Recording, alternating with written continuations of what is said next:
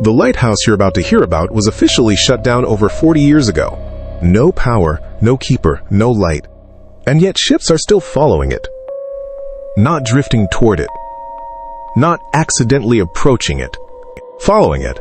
And every ship that does disappears. Before you assume this is just another sea legend, ask yourself one question first. If the light isn't real, why do navigation systems still adjust course toward it? Sailors don't scare easily. They trust instruments, experience, and instinct in that order. So when veteran crews began reporting a lighthouse beam cutting through fog at coordinates that no longer existed, nobody laughed. They went quiet. Because everyone at sea knows one rule: lights don't lie. The island sits where shipping lanes bend slightly east. Bare rock. No trees. No shelter. Just a lighthouse tower rising out of stone, like something that refuses to be buried. It was built to prevent disasters. Ironically, disasters began after it was shut down. Normal reasons, too normal. What no record explains is why ships kept seeing the light after the power was cut. 11 months later, a cargo vessel logged something strange at 2:41 a.m. Fog. Low visibility. Calm seas. Then, a rotating white beam appeared dead ahead. The crew felt relieved. That's important. They didn't feel fear, they felt safe. The captain adjusted course slightly toward the light, believing it marked safe passage. That was the last log entry. 3 days later, the ship was found drifting. No damage, no SOS, no bodies. Everything untouched. Except the course data. The ship hadn't drifted off route. It had turned on purpose. Why would trained sailors follow a light that wasn't on their charts? Because something about it felt familiar, comforting, like being recognized. More reports followed. Fishing boats, private yachts. Even a naval patrol logged the same anomaly during an exercise. Same light. Same coordinates. Same reaction. Crews described a strange calm, a certainty, an urge to adjust course without discussion. One sailor said it felt like the light had already decided for them. That's when older sailors began refusing routes near the island. They had a name for the phenomenon. They called it the second beacon. The last keeper's name was Elias Morin. He served alone during the lighthouse's final years. According to a recorded interview recovered decades later, Elias believed the lighthouse was never meant to operate unattended. Not because of maintenance, but because of what it attracts. He spoke about footsteps spiraling up the stairs when no one was there. About reflections that lagged behind reality. About dreams where he saw ships long before radar detected them. And every time a ship appeared in his dreams, the light pulsed once. Slow. Deliberate. As if acknowledging prey.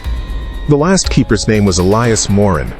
He served alone during the lighthouse's final years. According to a recorded interview recovered decades later, Elias believed the lighthouse was never meant to operate unattended, but because of what it attracts. He spoke about footsteps spiraling up the stairs when no one was there, about reflections that lagged behind reality, about dreams where he saw ships long before radar detected them, and every time a ship appeared in his dreams, the light pulsed once. Slow. Deliberate. As if acknowledging prey. The last keeper's name was Elias Morin. He served alone during the lighthouse's final years. According to a recorded interview recovered decades later, Elias believed the lighthouse was never meant to operate unattended.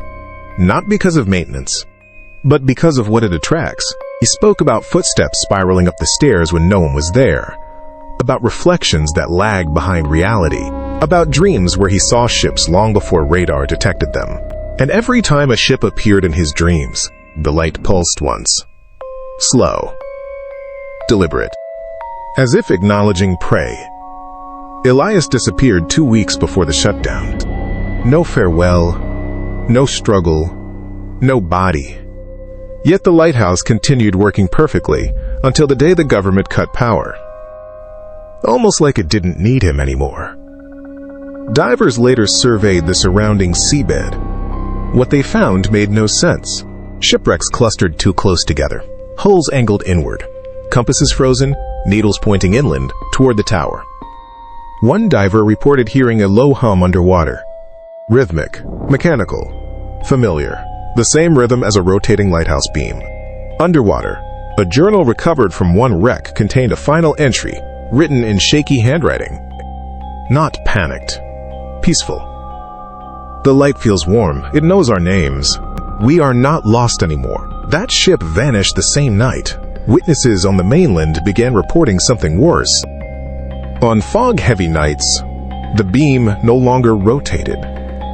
It stayed still, pointing outward, watching the horizon. Some claimed the light paused when it passed over houses. Others said it followed cars along the coast. Authorities denied everything. Maps were altered. Satellite images blurred. The island became restricted. Easier to erase the lighthouse than to explain why it wouldn't go dark. Years later, a demolition crew was sent to destroy the tower. Only one man returned. He said the light turned on halfway up the stairs. No power. No lens, no explanation. Names were carved into the walls. Hundreds of them, some old, some fresh. When they ran, the boat engine died. Behind them, the beam fixed itself on the water, waiting. Today, maritime authorities insist the lighthouse doesn't exist. But sailors know better. Because if you ever pass that stretch of water, if the fog thickens, if you see a light that feels too calm, do not follow it. Some lights don't guide ships home. They collect it. If this story stayed in your head longer than it should have, subscribe to UnseenPulse TV.